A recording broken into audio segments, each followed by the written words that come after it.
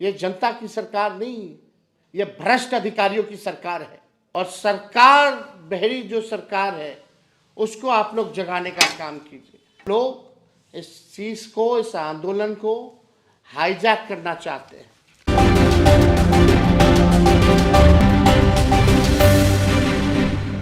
दर्शकों नमस्कार, आप देख रहे हैं रब्जी लाइव का डिजिटल प्लेटफॉर्म और मैं हूं आपके होस्ट निधि सिंह। देखिए, बिहार में आंदोलन अब सत्याग्रह के रुख अपना ली है। छात्र अब उग्र हो चुके हैं, तो वहीं पक्ष और विपक्ष का बयानबाजी भी शुरू हो चुका है। राजनीतिक गलियारों में अगले साल विधानसभा चुनाव होना है, तो वहीं अब इसको लेकर के सभी विपक्षी पार्टी अपने अपने और हाथ आजमाने की कोशिश कर रहे हैं। एक तरफ प्रशांत किशोर जो है इस आंदोलन में अपना हाथ आजमा रहे हैं, तो दूसरी तरफ नेता प्रतिपक्ष तेजस्वी यादव भी लगातार उन सभी छात्रों का साथ देने के लिए पहुंच जाते हैं। अब लाइव आकर नेता प्रतिपक्ष तेजस्वी यादव क्या कुछ कह रहे हैं, पहले इस पूरे वीडियो को सुन ले। 19 तारीख को हम कटिहार में थे और हमने रात की ट्रेन पकड़ी और रात में ही हम जो है कटिहार से पटना पहुंचे। और पटना पहुंचते ही हम गर्दनी बाग सीधे गए, उन अभ्यर्थियों की समस्याओं को जाना और हमने अपना समर्थन, नैतिक समर्थन, पूरा समर्थन जो है उनको दिया। पहले छात्र कहते थे कि कोई राजनीतिक रूप से ये आंदोलन नहीं होना चाहिए, राजनीति के लोगों को नहीं आना चाहिए, लेकिन कई लोगों ने मुझे बुलाया और एक राजनीतिक के हैसियत से नहीं बल्कि एक युवा होने के नाते हम वहाँ पहुँचे। लोगों की पीड़ा को हमने सुना, उनका हम पूरा समर्थन हम लोगों ने किया। और उसके बाद आप देखिएगा 22 दिसंबर को फिर से 21 की रात में हम मिले अभ्यर्थियों से और 22 दिसंबर को हमने पुनः मुख्यमंत्री जी को चिट्ठी लिखा कि री एग्जामिनेशन जो है होना चाहिए। और जो भी छात्रों ने हमको बताया था उन सारी बिंदु, जितने भी इश्यूज थे, उसको हमने अपने चिट्ठी में जोड़ करके माननीय मुख्यमंत्री जी को लिखा, लेकिन माननीय मुख्यमंत्री जी का कोई जवाब नहीं आया। आप देखिएगा 11 दिन से लगातार जो शांतिपूर्वक जो तरीके से गर्दनी बाग में जितने छात्र छात्राएं धरना दे रहे थे, वो लगातार सरकार और आयोग जो दबाव में थी। लेकिन हम सरकार में भी रह चुके हैं और सरकार में रहने के अलावा हमें वो सिस्टम भी पता है कि अगर आंदोलन को कुचलना है तो कैसे कुचला जाता है। देखिए, पहली बात तो बीपीएससी आयोग क्या है? कुछ नहीं है। जो है केवल मुख्यमंत्री नीतीश कुमार जी हैं। ये बात हम सब लोगों को समझना पड़ेगा, क्लैरिफाई होना पड़ेगा। आयोग कुछ नहीं है। आयोग के चेयरमैन को किसने बनाया? मुख्यमंत्री ने बनाया, नीतीश कुमार जी ने बनाया। रिटायर्ड अधिकारी हैं, उनको बनाया गया है। और मुख्यमंत्री जी अगर चाहें तो 2 मिनट में आयोग के चेयरमैन को बदल सकते हैं, कोई बड़ी बात नहीं है। लेकिन यह स्पष्ट हो गई कि होम डिपार्टमेंट भी मुख्यमंत्री के पास है और बीपीएससी का कंट्रोल भी, बीपीएससी का चेयरमैन बनाने का पावर भी मुख्यमंत्री के पास है। लेकिन मुख्यमंत्री बीपीएससी के आयोग जो चेयरमैन हैं उनको बदलना नहीं चाहते हैं, यह स्पष्ट है। और पुलिस जो है, क्योंकि होम डिपार्टमेंट मुख्यमंत्री के कंट्रोल में है, इस सर्दी में जिस प्रकार से लाठी बरसाया जा रहा है, लोगों का कलेजा दहल जाना चाहिए। अगर उनके बच्चे होते, उनके भाई होते, उनके बेटे होते, किसी अधिकारी के बच्चे होते इसमें, तो वो लोग क्या करते? कोई नेता का बेटा होता तो वो लोग क्या करता? आज कलेजा जो है दहल गया वीडियो देख करके, जिस हिसाब से पुलिस के लोगों ने माननीय मुख्यमंत्री जी के इशारे पे पिटाई की गई। और आप सब लोगों को हम बताना चाहेंगे कि जो शांतिपूर्ण तरीके से जो धरना था, जो भूख हड़ताल थी, उसकी ताकत कुछ और थी।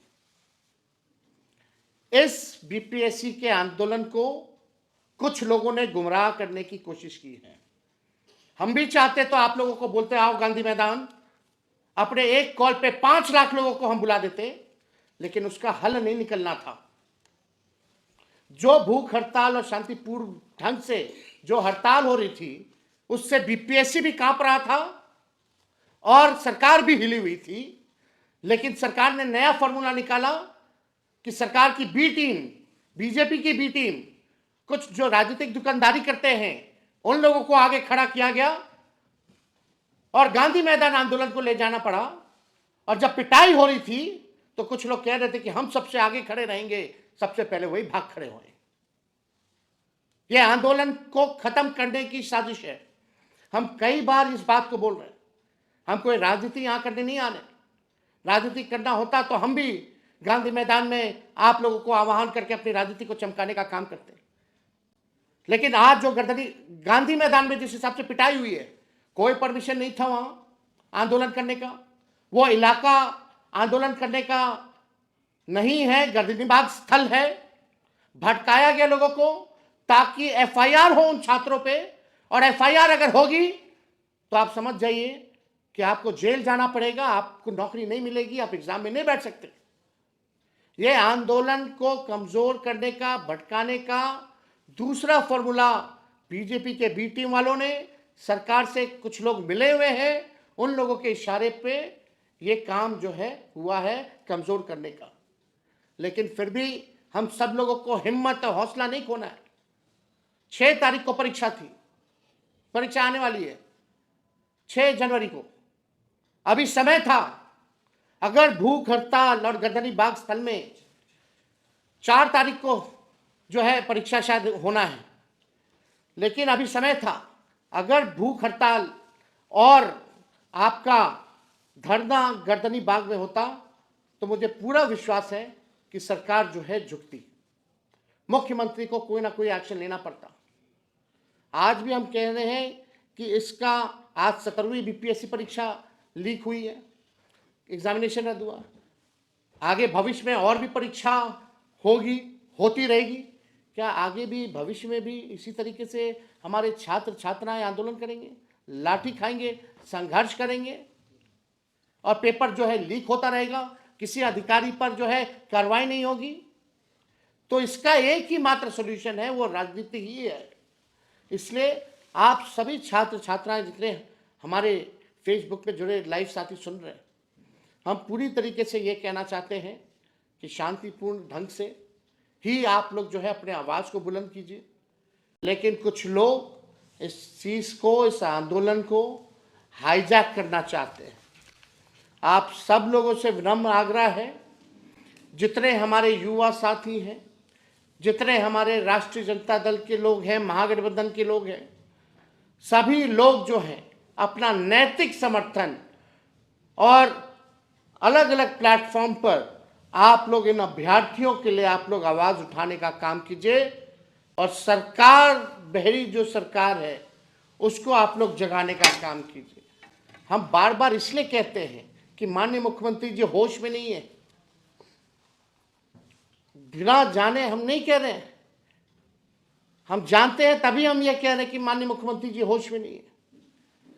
कितने लोग जो है सुसाइड करेंगे, कितने लोगों पे लाठियां डंडे बरसाए जाएंगे, तब जाकर के हमारे मुख्यमंत्री जी जागेंगे। ये जनता की सरकार नहीं, ये भ्रष्ट अधिकारियों की सरकार है। 20 साल से एक ही सरकार चल रही है। अगर किसी जमीन में खेती होती है तो एक ही ब्रांड का एक ही बीज अगर बोइएगा 20 साल तक, तो जमीन भी बंजर होगा और फसल की उपज भी नहीं होगी। अब हम सब लोगों को इसको पॉलिटिकल सॉल्यूशन निकालना पड़ेगा। अब ऐसे बिहार चलने वाला नहीं है। टायर्ड मुख्यमंत्री और रिटायर्ड अधिकारियों के द्वारा बिहार चलने वाला नहीं है।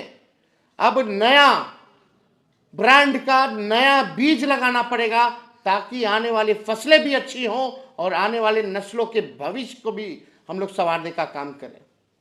इसलिए आप सब लोगों के बीच हम आए हैं और हम कोई राजनीति नहीं करना चाहते। और इस बात को हम कई एक बार कहे हैं कि हम अगर जो अभ्यर्थी हैं, हम अपने से कुछ नहीं कहेंगे।